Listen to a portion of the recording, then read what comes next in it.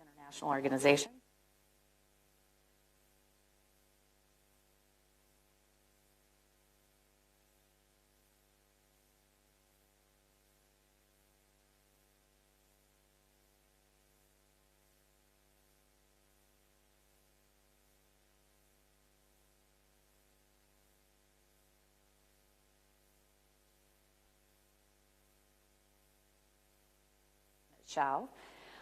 He's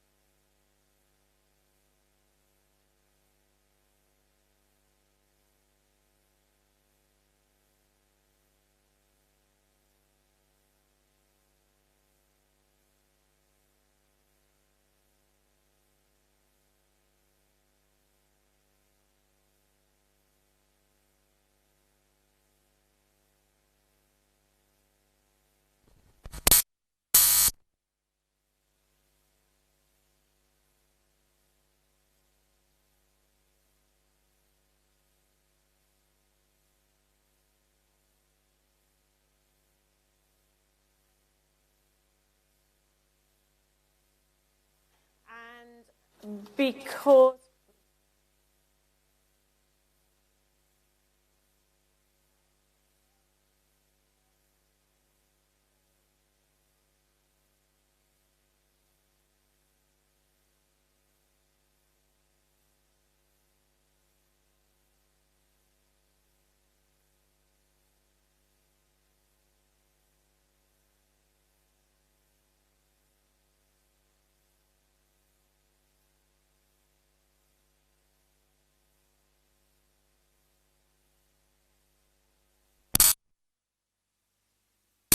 it's a decision.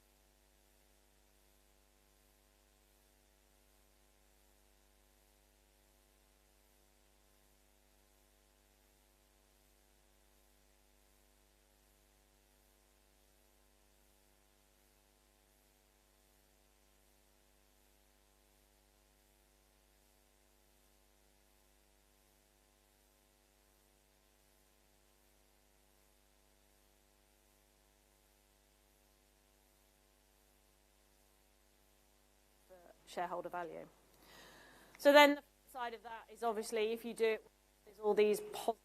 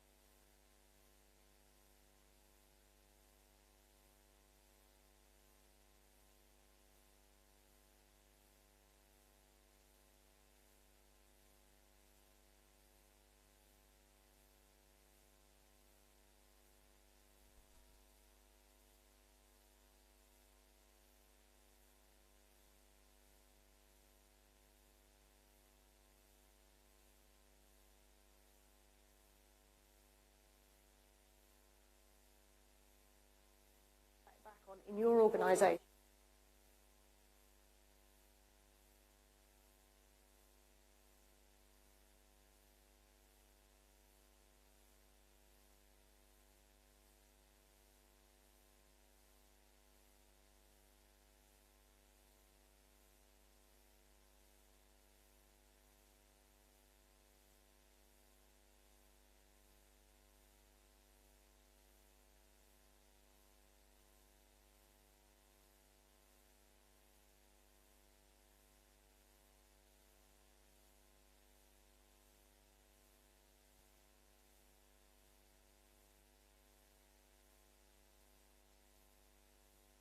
I was speaking to somebody before about combining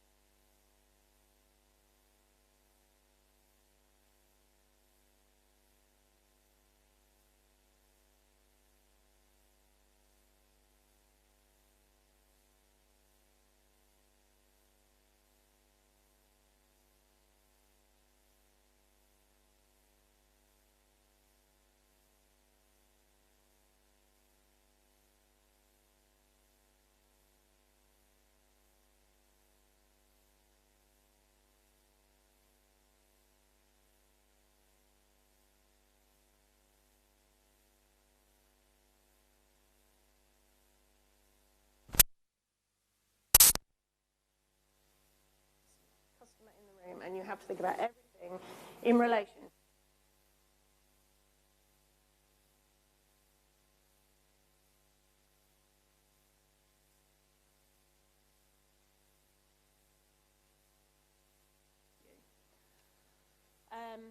should all risks be equal?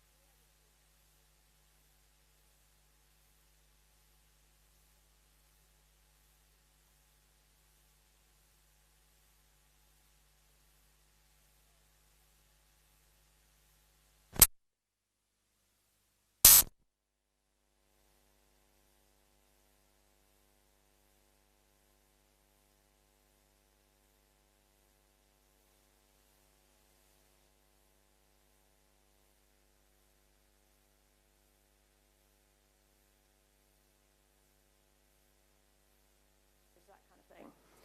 Financial is very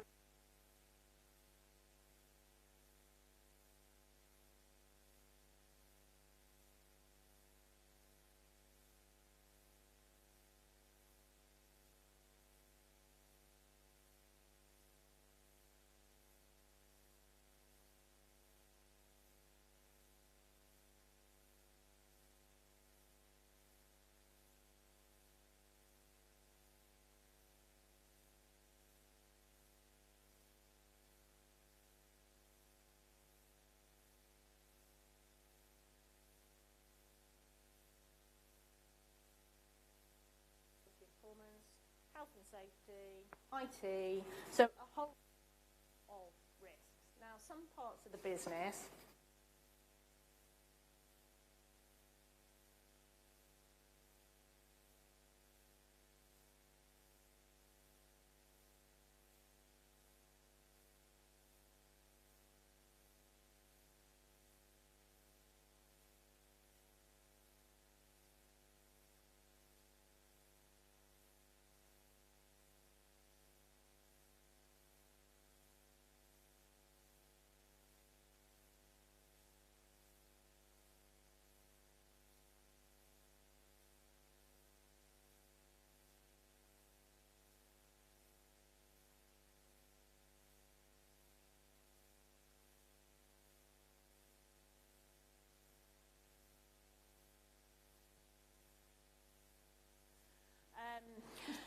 maybe not a good one, but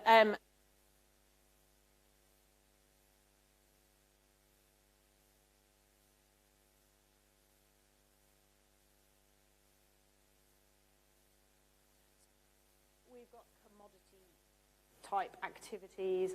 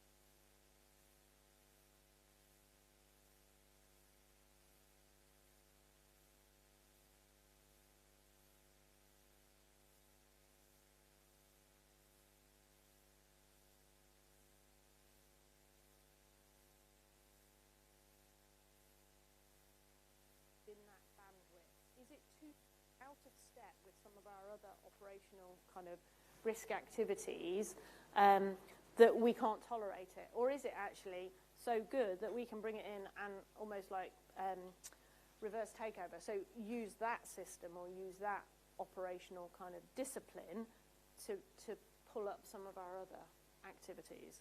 So I think, again, in investment decision making, often the focus is on the standards. So the real basic stuff of, is it working? Yes, no.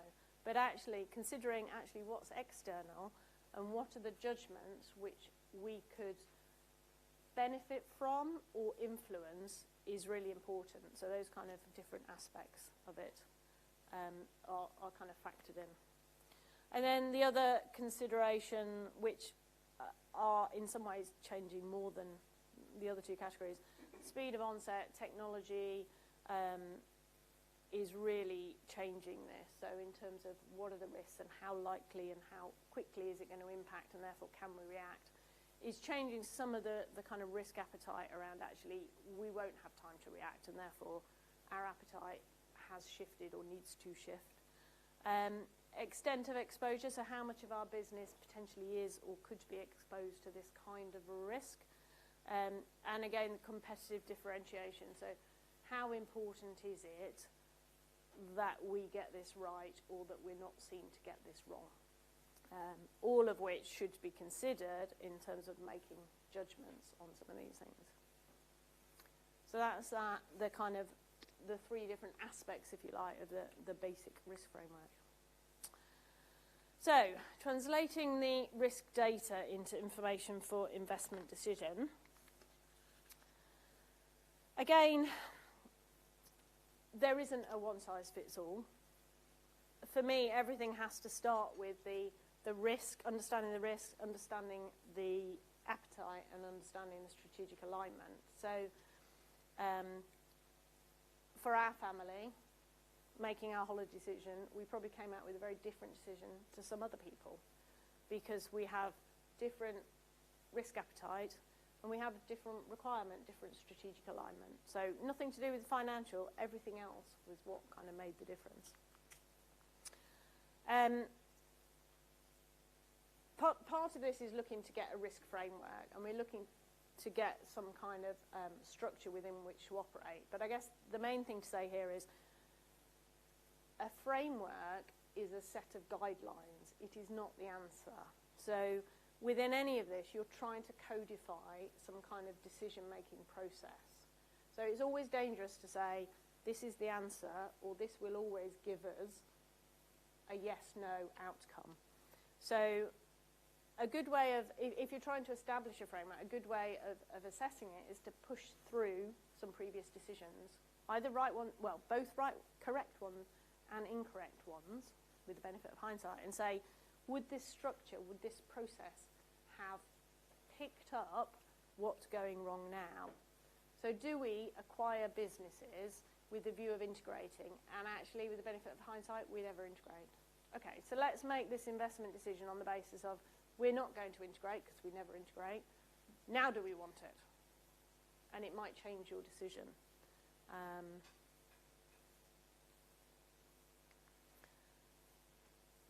I kind of alluded to already, it's not a static thing. It needs updating, it needs refining. It also needs buy-in. So what I was saying before about the principal risk framework that we kind of operate within and the principal risk, actually our CEO was on board with that and really strongly drove it. If you don't have that buy-in to create that kind of structure, it's very difficult to get something which people buy into, which works for everybody. So update, refine, and get the right level of buy-in, I would say, is really, really important. This is something, again, based on kind of financial decision-making. It's quite easy or it's quite normal to be backward-looking and think, okay, so what went wrong in the past? How do we stop that happening again? How do we not buy a company like that? How do we not invest in this kind of technology or invest in this kind of territory or whatever it might be? Actually, you need some upside element to it as well. So what it links in with the strategic alignment. What are we looking to achieve? And therefore, what should we be unleashing in this decision-making framework, which will allow us to kind of do what we need to do or grow or whatever. And then the last one here is around be mindful of introducing bias. So along with some of the other things, we tend to create a framework which will replicate what we've done before. Now, what we've done before is not always right.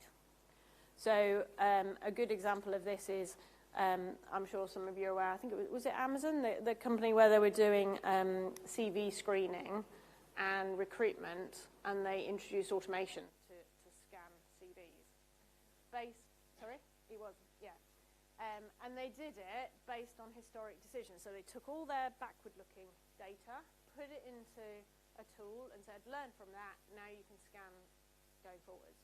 And what they discovered is a hugely gender-biased outcome. Now, it wasn't the tool that was doing that, it was the fact that the historic data was gender-biased, and therefore the tool just magnified it. So it was a useful exercise in some way, but everyone said, oh, you can't do automated CV screening because it's not fair. That wasn't at all. They basically codified and it accelerated the biases that they already had in the process. So they were able to take a step back and say, actually, what do we now need to do to kind of unpick that? So that's kind of an interesting one. What are our initial biases that we're in danger of kind of amplifying? So that was all I wanted to share at this stage. So I think before we actually have Paul come up and speak, do you guys have any questions for Sarah?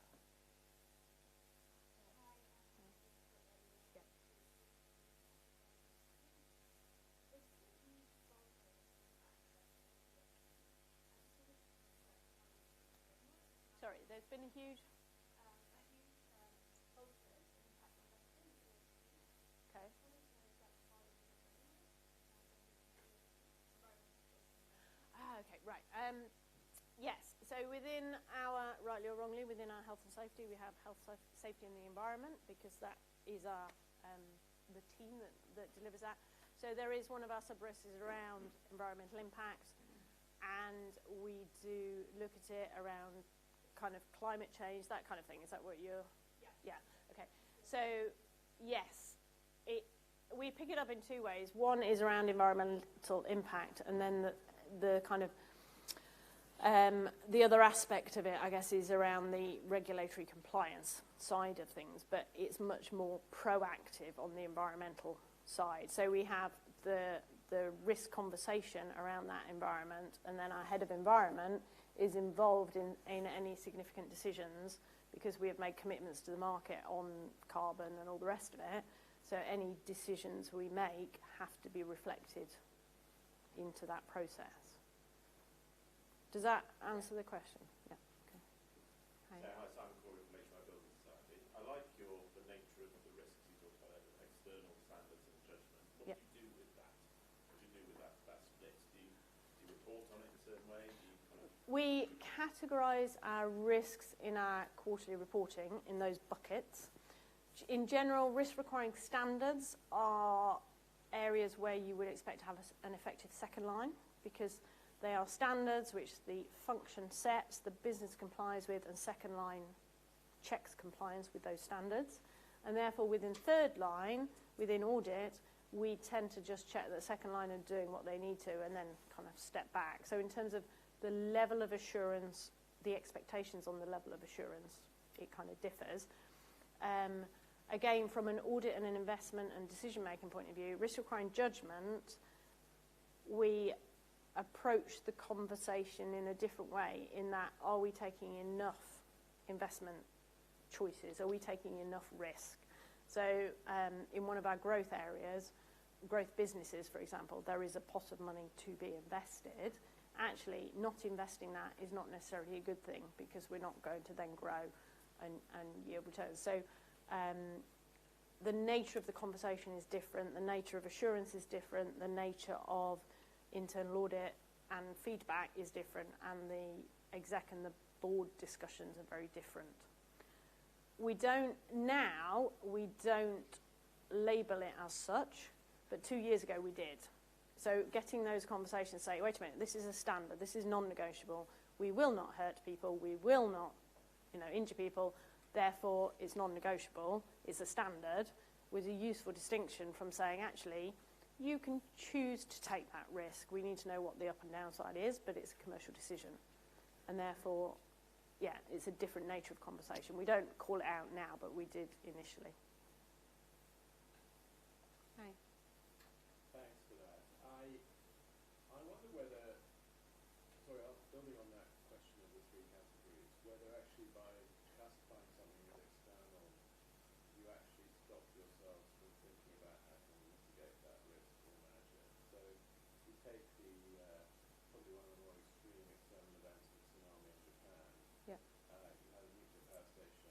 They did an awful lot actually to protect themselves, and yet now people criticise them for not doing enough to anticipate and mitigate the risk of that tsunami. Now, I just wonder, what kind of external risk wouldn't you want to think about? Is there anything you can do to protect ourselves from it, or to think about it, or to mitigate it? I guess, I mean, the trigger for having that kind of a risk in our business is weather.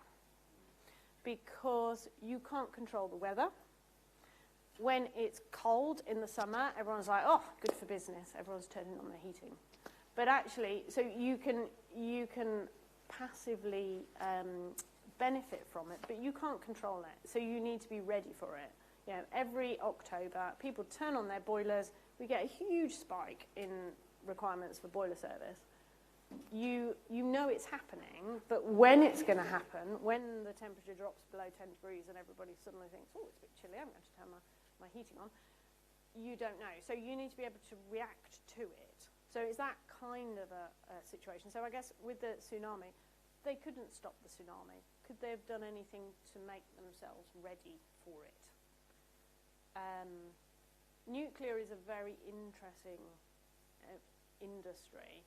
So we've got a 20% stake in British Energy, and the risk conversations in the nuclear business are a different order of magnitude from our offshore platforms, which are a different order of magnitude again from some of our other businesses. So just because the ramifications of it are just so phenomenal.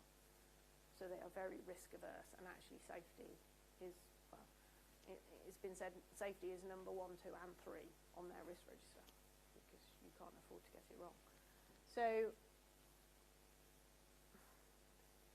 I think that I find it helpful in that in the tsunami example that you said, actually, if you say there's a risk of a tsunami but we can't do anything to stop it, you might just stop then. But actually this is saying there is a risk of something that is happening. We can't stop the event, but we can be ready to react to it. I don't know, does that answer the question? Or? I think we're agreeing is that actually whatever the driver of there's always something to do. Yes. And actually sometimes the reaction is to do nothing. And that's a valid reaction, but it should be an active choice, not a passive choice. That's kind of the conversation that we have.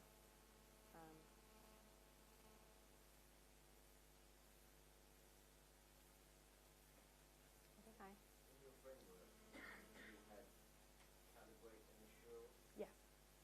On the assurance part, what did you mean by that? Was it more from a testing point of view, or second line assurance? How does that work in your framework? Again, it depends on the nature of the risk. So if it's a risk requiring standard, assurance is the function has set the standards, first line implement, second line assure against it and report. Risk requiring judgment, the assurance is much more management led. So as an MD of a business unit, you know what your parameters are, you know what risks you are allowed to take or you are empowered to take, and therefore it's up to you to make sure you stay within that. And then an internal audit will look at whether you're operating within that corridor. So the assurance is different depending on the nature of the risk. For the external, again, the nature of the assurance is very different. So we've done a kind of readiness review on Brexit, and it was very much a kind of dynamic risk assessment. They tend to be more kind of board discussions, that kind of thing. So it's kind of helpful to think about the 3 different categories when you think about assurance. Because if I go in and audit, sales, one of the MDs said, it's my job to manage and deliver those sales. Why? I don't want you to audit it. So you have to kind of, it helps with those conversations.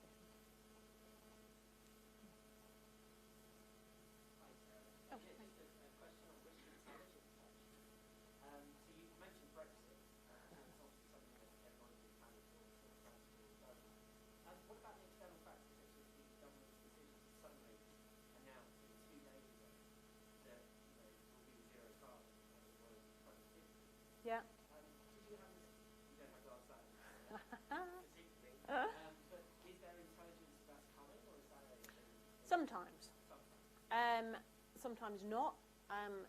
We still refer to the Miliband effect on the share price in terms of talking about kind of price caps or privatisation nationalisation of the industry, all of those kind of things. Sometimes you know about them, sometimes they come out of the blue. How do we? So what's your question? How do we factor it in? The question is, so in other industries like automotive, when they came out and said diesel cars are bad, the risk teams are like, oh my word, we now need to start to look at this, address this, and look at the business decisions and where we're going to invest in the future, electric, etc. I was interested in clearly in gas, oil and gas today. It was a massive statement that was made 2 days ago. I'm just very interested to see if you had the intelligence, if you didn't, what happens now, because that is a big business trend. It is although it's a tightening of timelines. I would say, so what we are doing in practical terms is actually good news for our battery storage business. So there's always a kind of upside. Interesting kind of views on some of our longer term gas contracts. So that, again, can be good, can be bad. Carbon capture on some of our power stations, which is already in the plans. We're looking at, do we need to accelerate? Is it acceptable what we're planning? So it's basically revisiting some of those. Or reprioritisation. So at the moment you had a view of what you were doing month in, and suddenly this massive monster message comes into your business. Yeah, I'm not sure it is a massive monster though. I think it's a slight shift. So it's a revisit. I'm trying to think, on the diesel front, what would that do? I don't know. It's not often that there is something so fundamental like that you are completely caught out. So, price caps, it was signalled, but it's unusual to have anything that's not been signalled.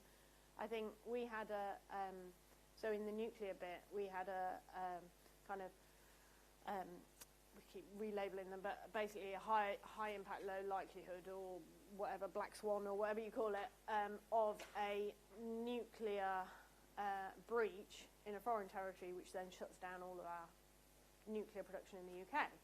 It was a well, that's not going to happen, and then you get a tsunami and actually panic, and it does happen.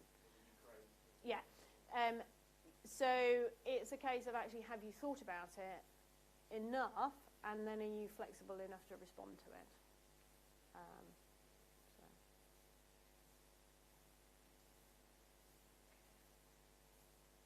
So one of the points that you made was, you need to ensure that you have a vision, which obviously gets laid out by the board and your exco.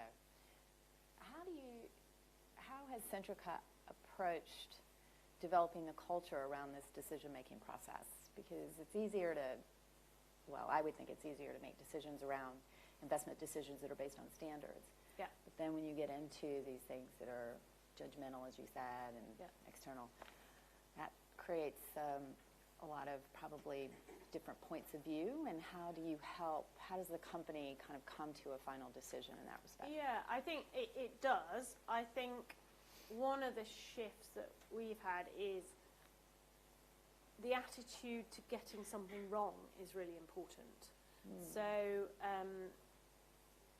what you don't want is an environment where it's so bad to get something wrong that actually nobody does anything because they're too scared of getting something wrong. It's as bad to miss an upside opportunity as it is to encounter a downside, and that is a cultural shift. I was speaking to somebody earlier about how do you respond to bad news. If you get something wrong, it's the fail fast and move on.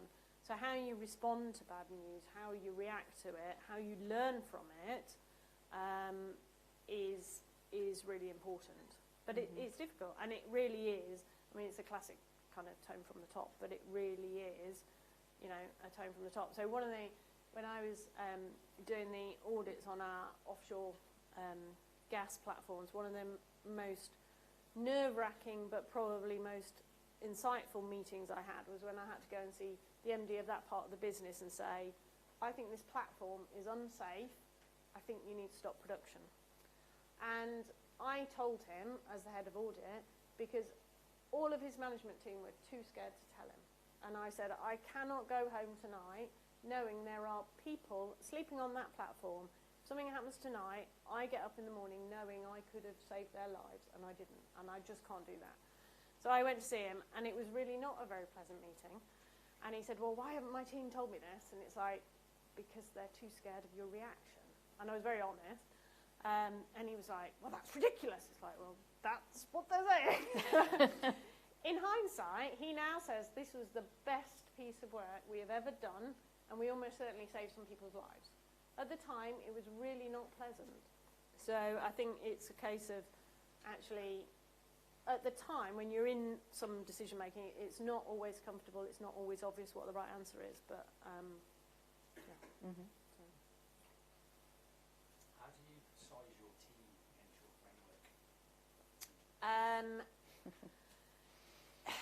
This, with difficulty. I think for me it depends on how much is embedded in the business versus a central team versus kind of second line and third line of defence. I don't think there's one right answer. I think, again, we now differentiate between standards and judgment in terms of how much effort we put into understanding them, monitoring them. So generally, risk requiring judgment are owned, well, all risks are owned by management, but are owned and reported on by management much more actively. Risk requiring standards tend to sit more in the function and more kind of second line monitoring and oversight. So so that kind of changes things as well. We're kind of going through a shift as we've gone through various kind of you know, devolve, centralised, devolve, centralised. I don't think there is a right answer. I think it depends on the management structure within each of the businesses as to what's right to serve them and support them, to give them the information to ask the right questions. Because in the end of the day, they're running the business and we are providing them with the information to challenge, to understand and make decisions. So, that's not really an answer, is it? But, sorry.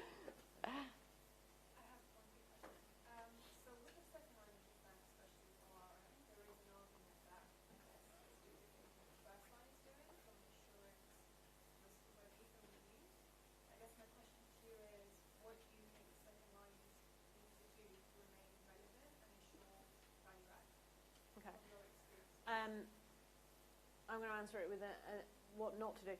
What the second line shouldn't be doing is trying to keep itself in business.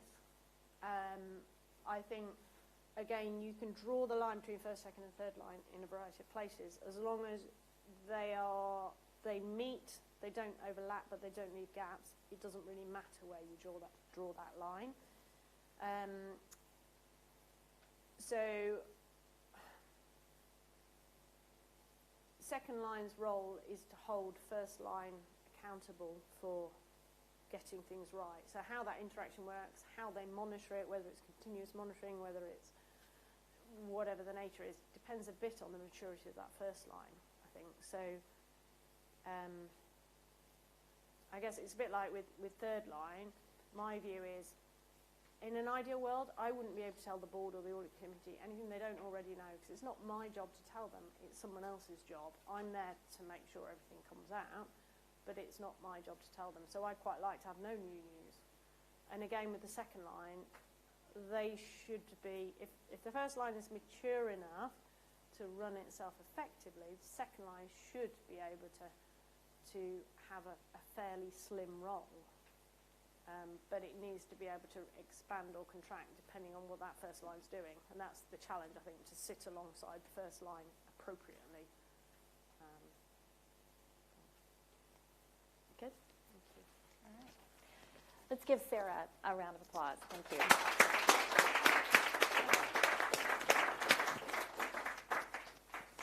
So in the meantime, we're going to switch the mics. Okay, sure. For those of you, I don't know how many of you actually have done business with oil and gas or utilities. Raise your hand. If you ever, I've done business with them, and Sarah reminded me, you start every meeting with a safety moment. I always found that very interesting, but it really puts that point at the top of their mind. I always wondered in the financial industry if you should start every meeting with a compliance moment. I just throw that out there. I worked for Bank of America for a number of years before I got into technology, so I know it would be a big cultural shift doing that, but it does make me wonder if that would help the second line's job become a little bit easier. Anyway, let's turn it over to Paul. It's interesting on the compliance moment. So we start all our meetings with a health and safety incident, but obviously the challenge is how to keep them fresh, because people just say, oh, it's another health and safety incident. So in some meetings we started to do compliance and ethics moment. Oh. And I think that's quite good, just to kind of change the dynamics in the meetings to a certain extent. I smiled actually on your health and safety point about when you go to a hotel, making sure you know where the fire escapes are, because I had an incident last year when I was in Norway. And this is a bit linked to risk appetite. So I was sitting at a bar, obviously drinking a beer, very expensive beer, by the way, about £10 a pint, talking to this American guy. And the fire alarm went off, and we thought, oh, it's just a test. So that's kind of an expression of my risk appetite. And then after a while, a few people started milling around in reception, and I thought, oh, we're going to have a look. We took our beer with us, obviously, stood in reception. There's about that much snow outside, so we thought, no, we're not going to stand outside. Some people went outside, that's fine. That's an expression of their risk appetite. It's -7. I thought, no, it's a little bit cold. And then we're standing there looking back in the bar, and then the sprinkler systems came on, and the ceiling started to collapse. And I thought, well, that doesn't look too healthy. And then I was saying, the second floor was flooded. I thought, well, that's not very good. That's where my room is, yeah? So people said, you can't go back to your room because you might get electrocuted because there's loads of water on the floor. So I thought, well, I don't really want to stay here and all my stuff's upstairs. So I spoke to somebody else, and they said, yeah, it's okay to go up, and this other person was a fireman. So I went upstairs, waded through loads of water, got my bag, went outside, one of the hotel at Oslo Airport, checked into it. So important to know where the fire escapes are, but sometimes you just need to think about, do you follow the sheep? Everybody else was standing in the foyer, so that means that by the time they got told to evacuate, there wouldn't be a hotel. Or do you follow your gut instinct and think about my expression of risk appetite? So that was it. So I remember getting back into the office, and I thought I had a really good story, this fire in the hotel. Guy talking to us said nothing. I was in the Gobi Desert. The hotel got bombed, and the whole thing blew up. So, okay, fair enough. But anyway, so there's always somebody who's got a better story than you. That's the thing. So anyway, so Shell operates in a lot of countries, a lot of high-risk countries, a lot of extreme environments, and we take risk, yeah? And we take risk, very basic statement, because we make money from taking the risk, yeah? So after, say, you mentioned Macondo earlier, Gulf of Mexico, very bad incident. Do we still have many oil rigs in the Gulf of Mexico? Yes, because that's an expression of our risk appetite. So we understand what the risk is the best we can, and we make an informed decision in terms of the level of risk that we want to take, and we try to do that in a transparent way. So I'm going to be talking a little bit about risk appetite. So I know quite a lot of people in the room are in financial services, banks, and risk appetite probably for you is different to what it is for me, and probably some of it's around linked to your capital adequacy requirements and other stuff that you had to do for the many regulators that you have monitoring you. But for me, risk appetite is about decision making and having the right information, transparent and purposeful to make an informed decision, and we'll come on to that in a little bit. So if we can go to the second slide. So you probably recognise this at work. So my boss's boss, who's in the board meeting at Shell, and the CEO and CFO said, yeah, I think we need to do something on risk appetite, yeah? So obviously comes out, speaks to my boss speaks to me. So that's the go-do. We need to do something on risk appetite for Royal Dutch Shell PLC.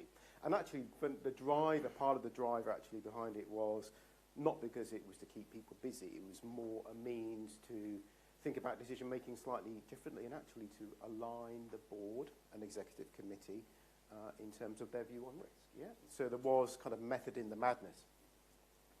So when you talk to people about risk appetite, conceptually, people know what it is, but I think the struggle is, well, what do you do with it, yeah? So financial services, you do something, you go and recruit loads of people, put them in a room, lock them away, and thanks very much, you've got 100 people working on it.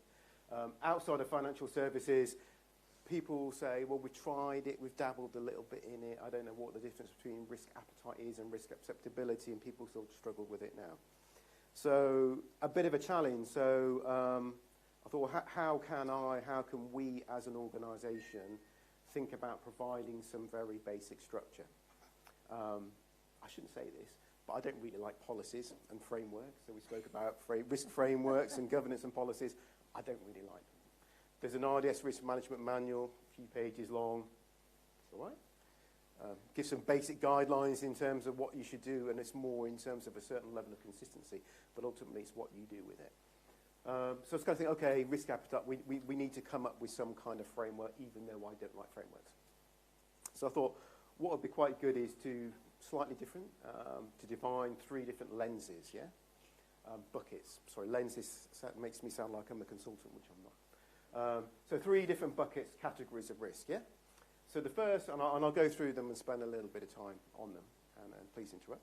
So I thought, good to kind of like delineate some of the risk discussions, clearly recognising that some of our bigger country-specific risks, so Nigeria as a country risk is one of our principal risks, cuts across, it talks about our portfolio, it talks about people getting kidnapped, it talks about the culture. So some of our macro-level risks cut across all 3 buckets, but if you try to take a bit more of a simplistic approach, if you start having a conversation about strategy, that's good. It should be focused on strategy. Operational risk, well, so what? We can talk about that in a bit. Classically, people, process, systems, external events. You should all mostly know. Operational risk focus. And conduct, and that's culture. And I can talk a little bit about that as well. So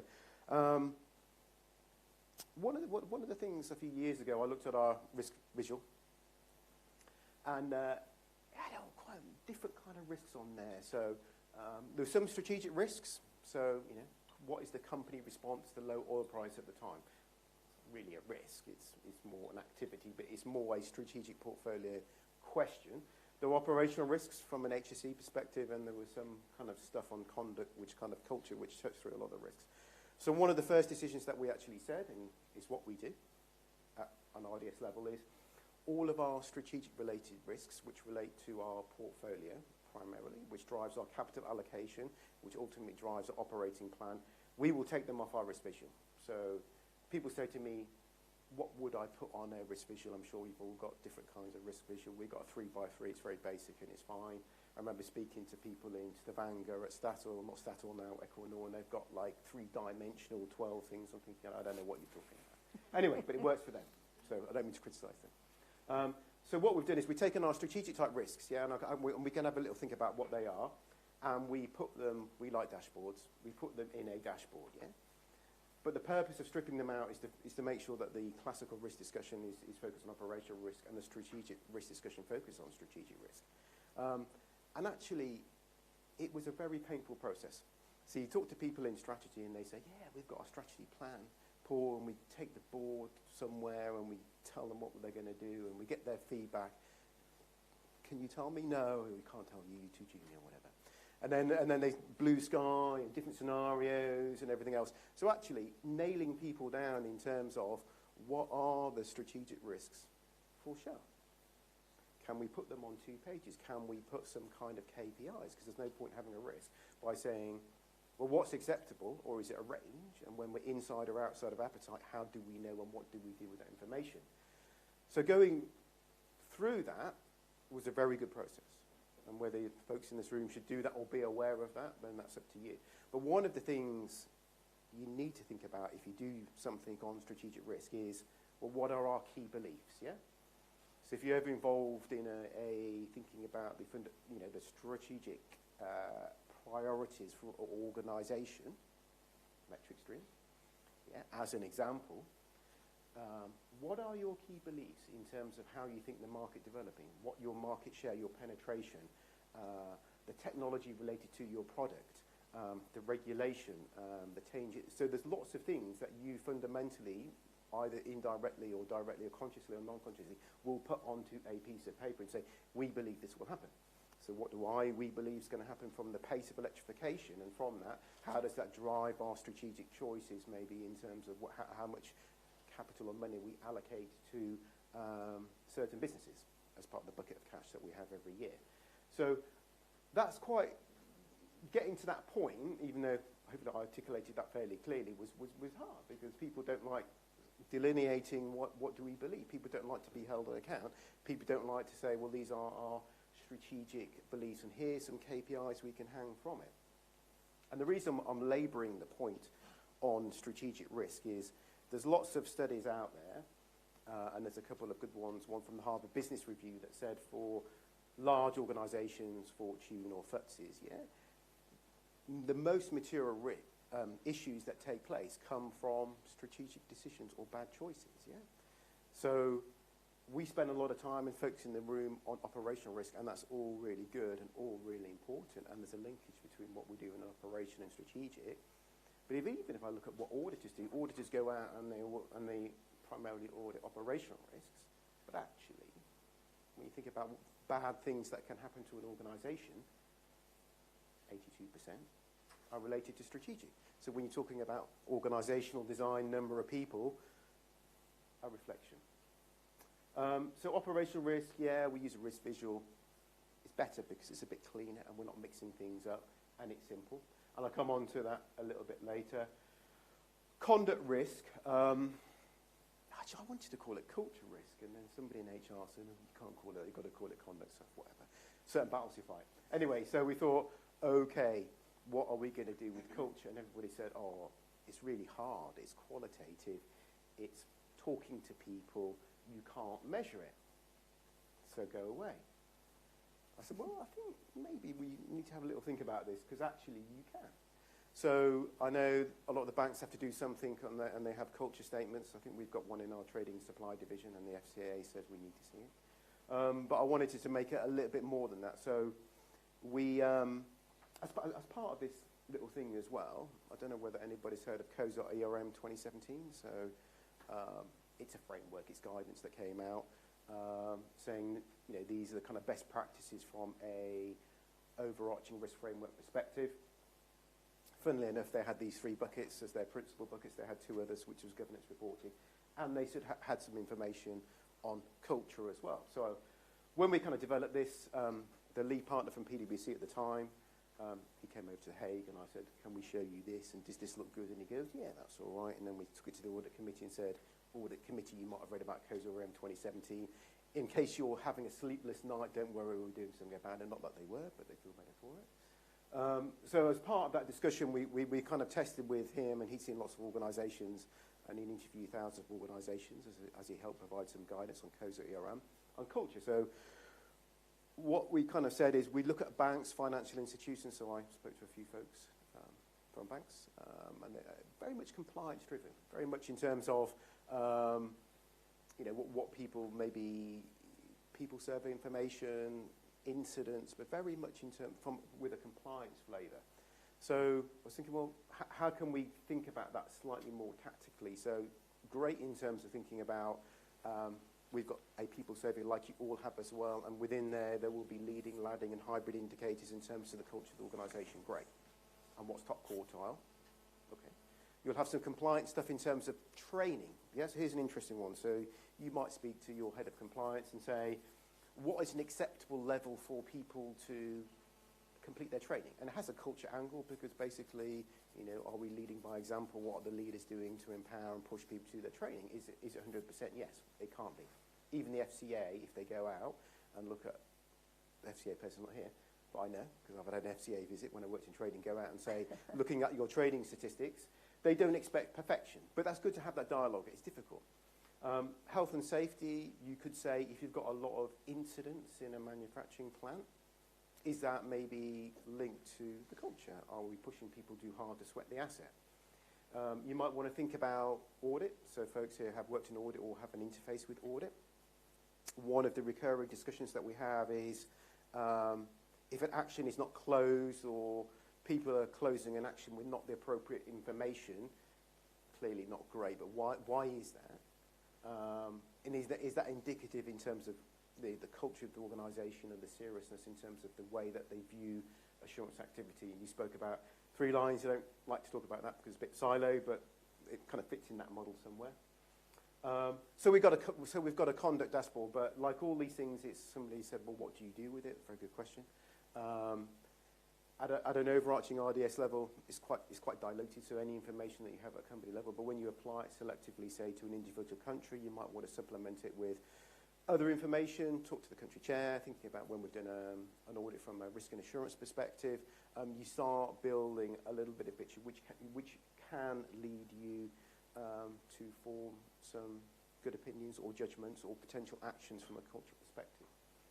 So, yeah, the FRC, I think, came out with some new guidelines and requirements, I think, in terms of people's annual statutory accounts ending this year, is that they need to demonstrate, I think, that they have a framework and mechanism in place to measure culture, and actions are taken as well. So I think that's right. So anybody can correct me, but I think the Financial Reporting Council has made that. That can mean different things to different people. The banks are probably slightly more advanced, but might be worth reminding yourself of that for this year end.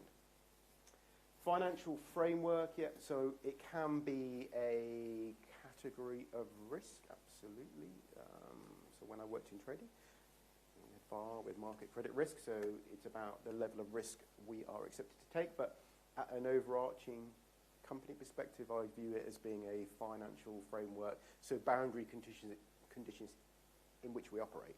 So we might aspire to a certain credit rating, we might want to have a certain level of liquidity, and we might have to make certain commitments in terms of our dividend payment to shareholders, and all those things are boundary conditions.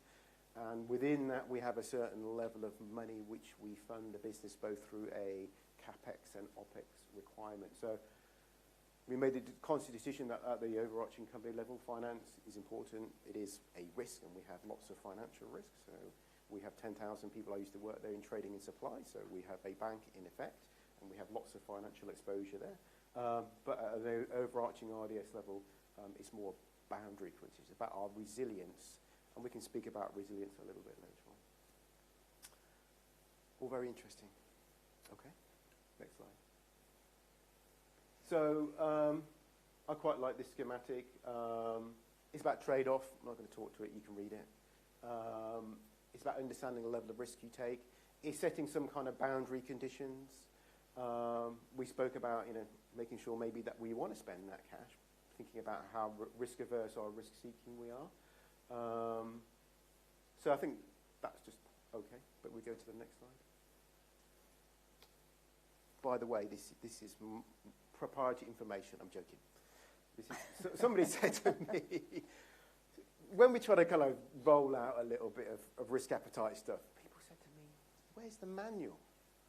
We like manuals. I said, there's not one.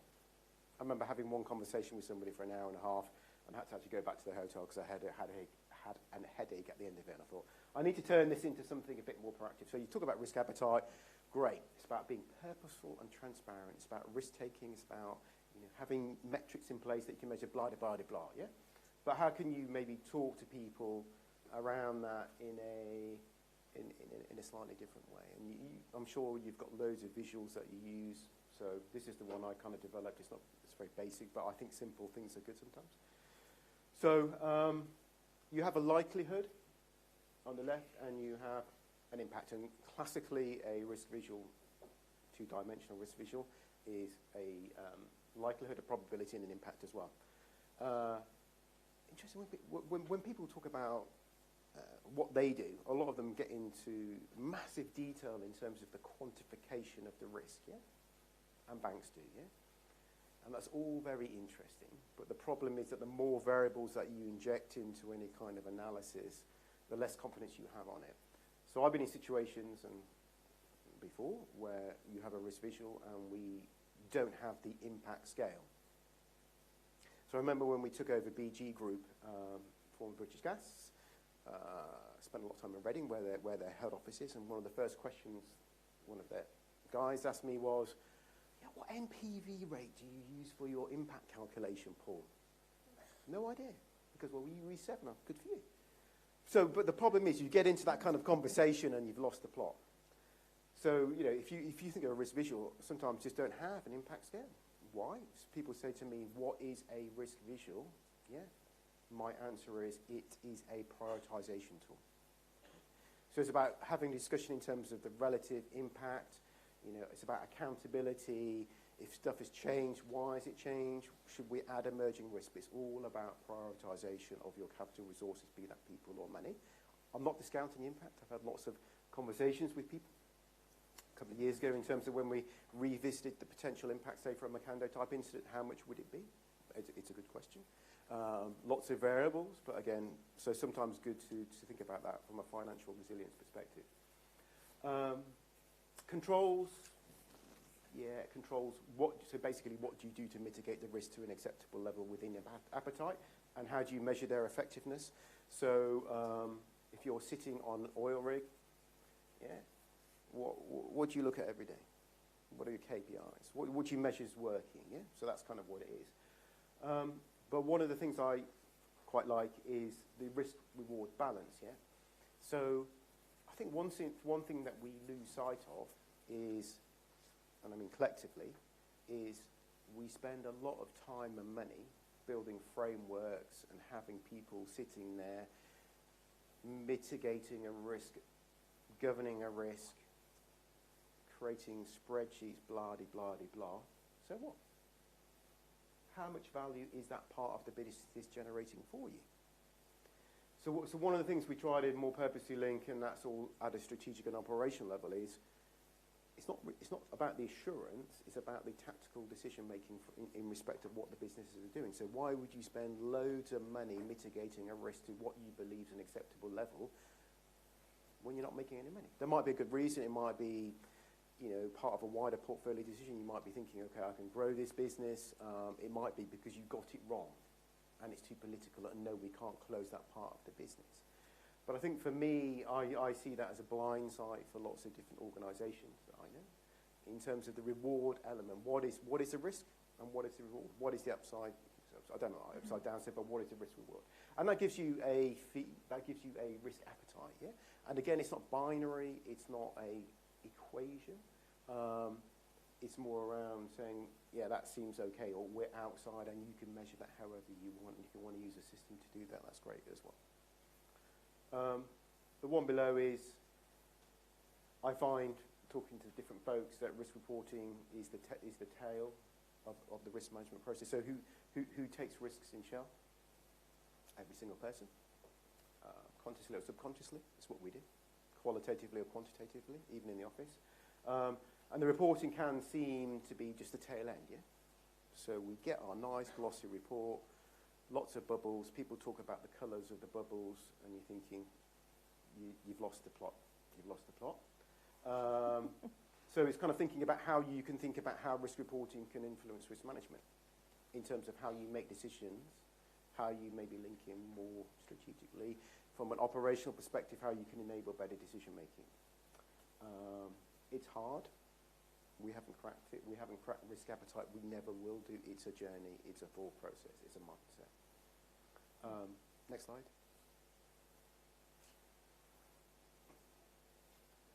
One before.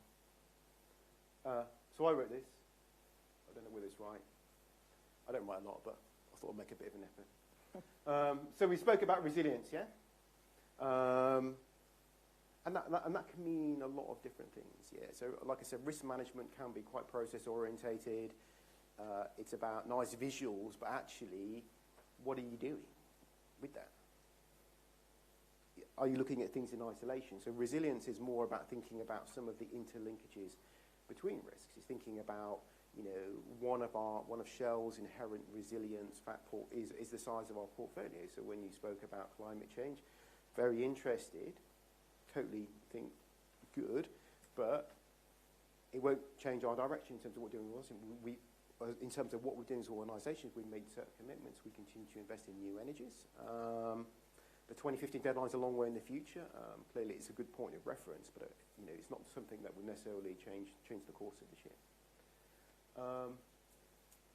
So resilience is good. So you kind of get into those discussions when you speak more to some of the strategy folks in terms of when you come up with your operational plan or strategic plan.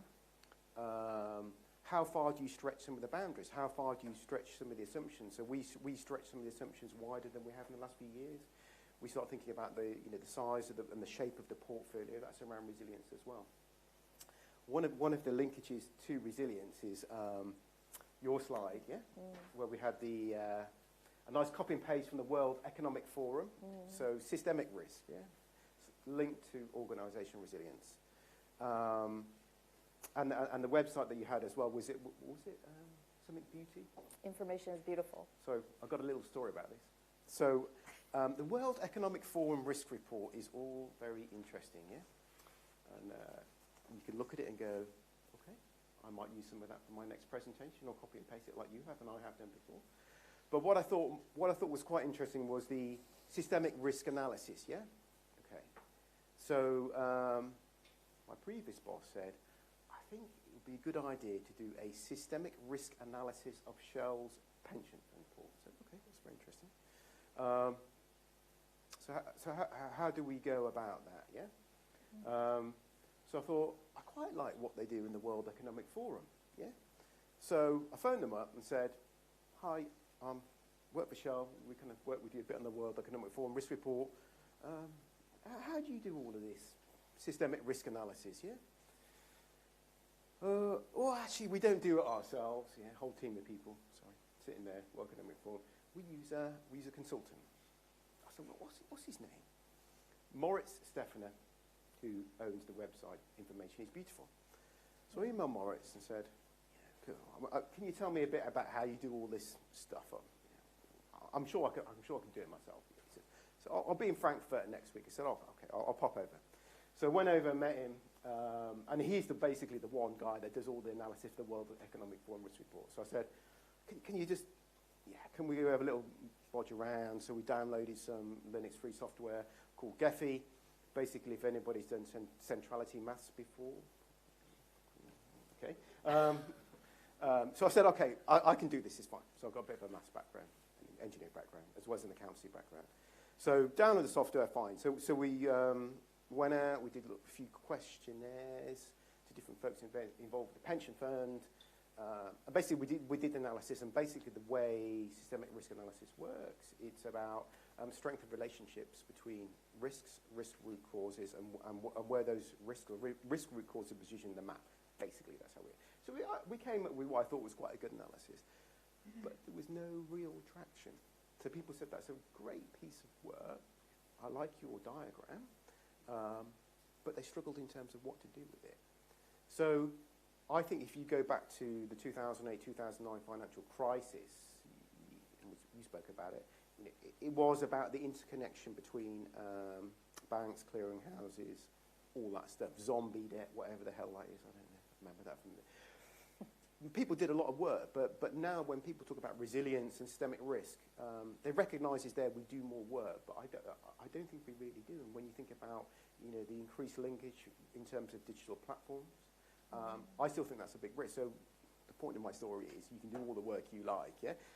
Do some great analysis, speak to Moritz Stefano, do your centrality maths, think, great, I've got something. But I still think we have a blind sight in terms of that linkage, that systemic risk.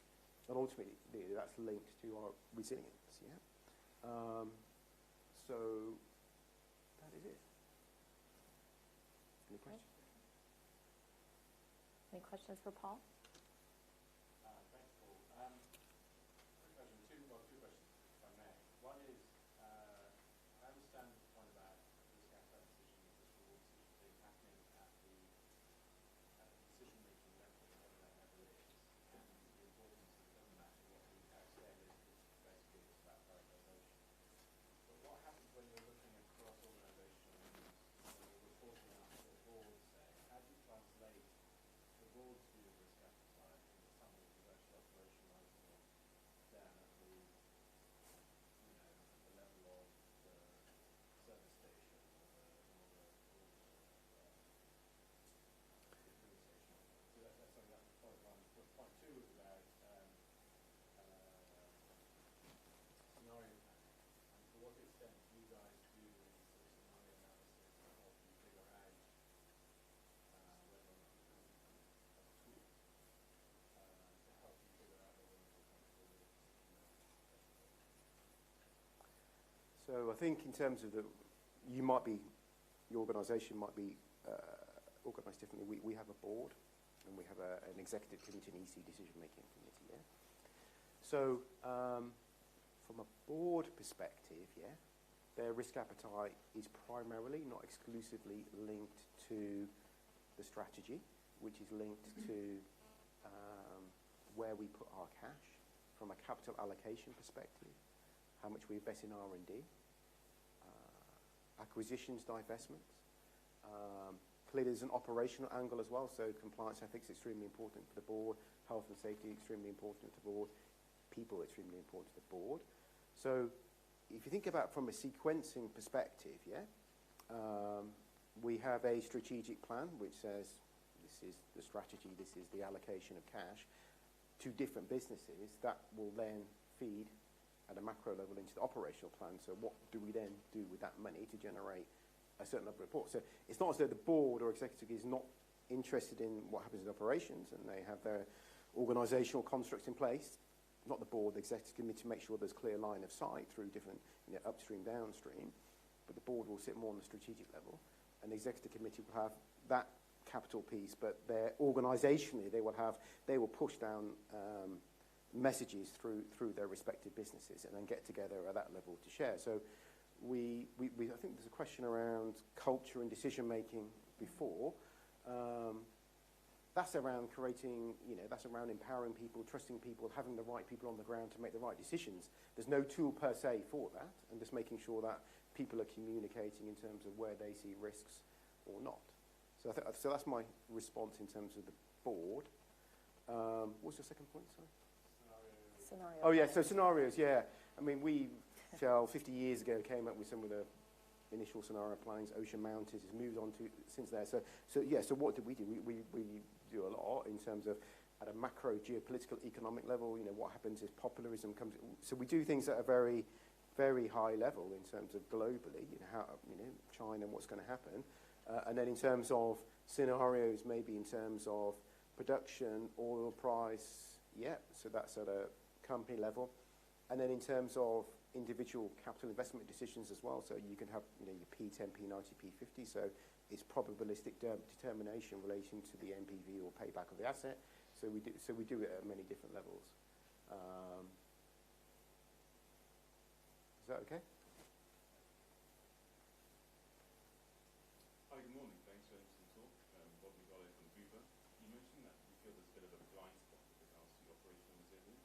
I was just wondering, what is Shell doing, or what would you recommend companies do to try to address that blind spot you succeed? I think it's having the conversation and having a seat at the table to bring that to the table. Maybe bring in tangible examples from in your industry or outside in terms of bad things that have happened. I think war stories are extremely powerful. I don't think it's a tool. I think it has to be relevant. Management teams, senior management teams are very busy people. It's nice to have a nice chat, but what is the purpose of this chat? So my recommendation would be thinking about it for yourself, thinking about your industry, thinking about where maybe bad things have happened, and maybe bringing in examples. So,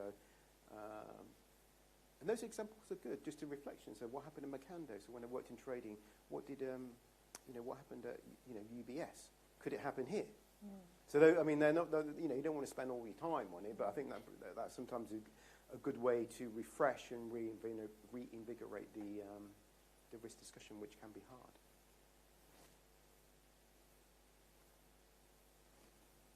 Any other questions? One more, so how dynamic do you see your current framework? So when we talk about risk appetite, something near or outside risk appetite limit, is that something that you see on almost a daily basis, risks being escalated, or do you see the framework more as a formalisation of a process? So when you have those dialogues at the risk committee or the board, they are more about what has happened or what potentially could happen, and then there's a separate process for dealing with issues. So I'm quite struck by the point that Sarah made around the conversation with the senior guy about people's lives being at risk. Does that sort of happen outside the framework, or does that come out of the framework? How do you see that? I see the framework more as it's a formal governance reporting tool, and we have lots of policies in place, health and safety, lots of processes, lots of KPIs, lots of reports, great, but the framework kind of doesn't sit on top of that from a risk perspective. We take risks every day. The framework is a formal reporting mechanism. The way you construct your management information to escalate emerging risks is the way you might deal with them or not. It's more the empowerment of people and paying them to use their professional judgment and expertise to make those decisions. Whether they are purposeful and sit down with a piece of paper and say this is a risk reward, doesn't matter. And that's why when people said to me, where is the risk appetite tripartite manual, it doesn't exist. It's more philosophy, it's more discussion. You can have examples to help people think about that, and that's what makes it very hard, because people don't like that ambiguity in terms of they don't have a manual. They already have enough manuals, yeah? Don't know if that's your question, but I think frameworks are good, but there's a governance piece, but then at the end of the day, we all make decisions, yeah? So I have a question. Recently, I've met with several financial institutions who are looking at putting in consequences frameworks.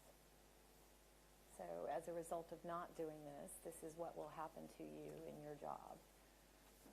That's something that Shell actually does or considers? I thought it was kind of an interesting concept of putting in a consequences framework. So I've never heard of a consequence framework. Doesn't mean we don't have one, because we have lots of stuff out there somewhere in the virtual world. But my response to that would be, if somebody's not doing their job, then their line manager should intervene, help, coach, whatever, and then take steps according to local HR policy or management policy to deal with it or not.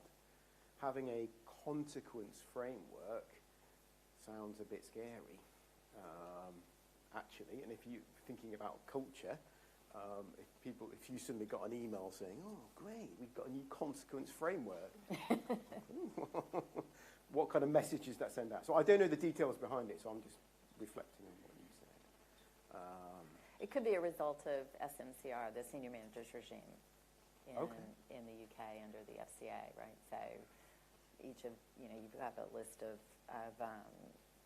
significant senior managers that have accountability for the operation. So I can see that from a regulatory perspective, that they might want to have something, and how have you applied it? So, but I wouldn't see it as being something hugely publicised. I would see it as something as something, if something bad happened, you might want to look at it, but it wouldn't be the first port of call. Every time somebody made a mistake, it'd be surprising if you say, okay, look, where does this go on the consequence rate?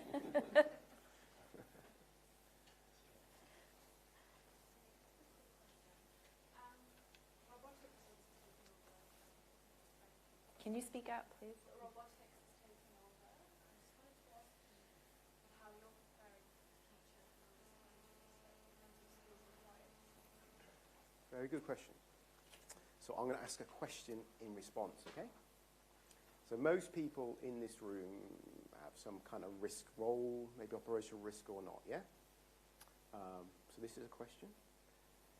How many people in this room have line of sight or awareness or understand your organisational's digital strategy?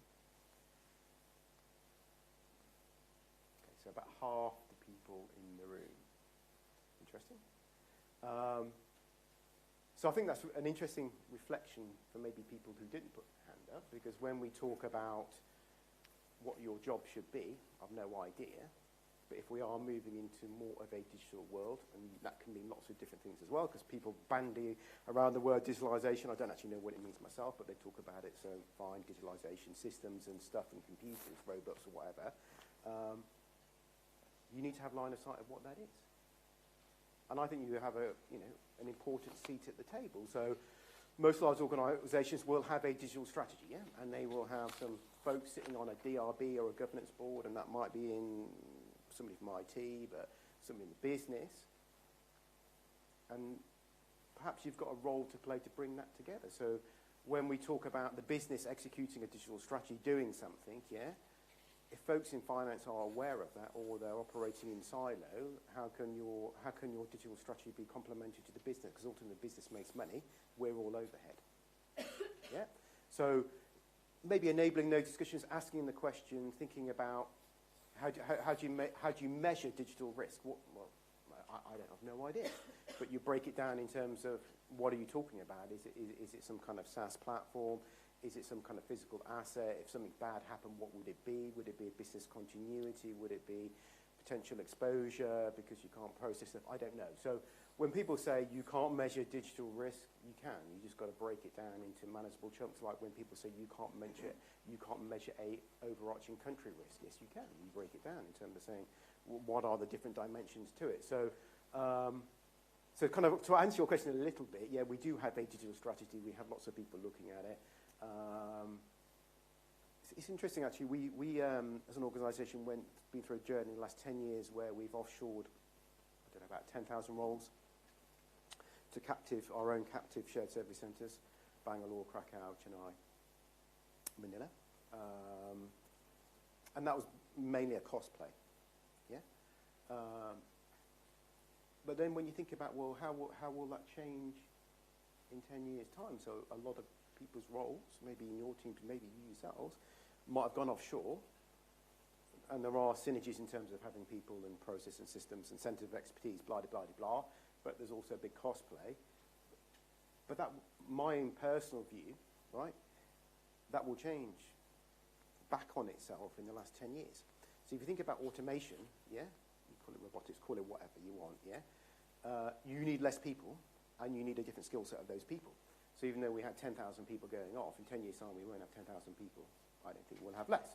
And then the question is, where are those people with a different skill set based? And they might be based abroad, or they might be based here.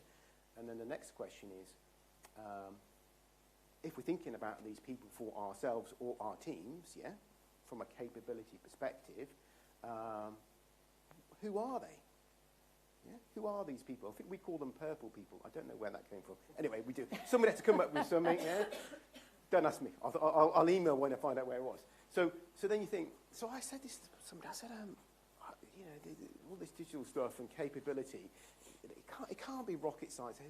What are the skill sets of these people that we say that we lack at this point in time? And it's not rocket science. It's people who, you know, good at using databases.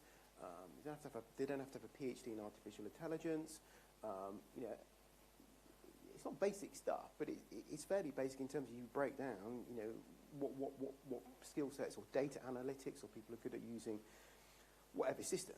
But it's just understanding that for yourself. So when somebody says to you, what are you doing for your organisation, you personally, from a digital risk perspective, you say, yeah, fine, I understand the digital risk strategy. I'm helping people have the right conversations, breaking that down.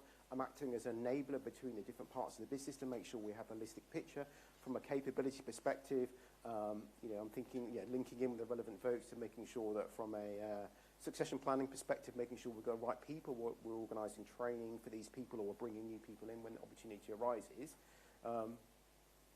So that's what I would say if you ask me what I'm doing. Good. Other questions for Paul? Great, let's give him a round of applause.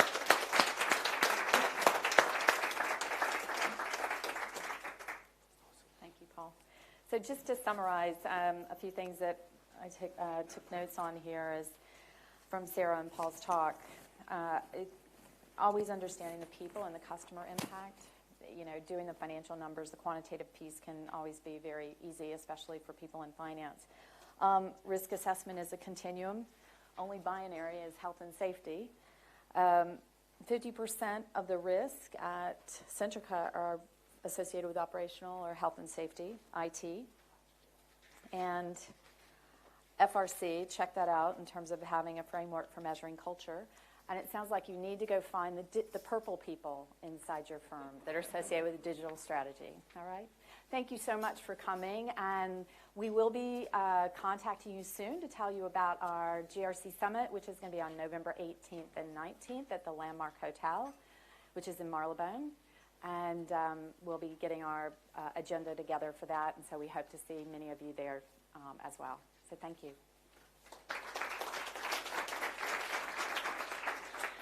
Thank you both. That was excellent. Sorry if I went a bit over. I wasn't aware of the time. No, that was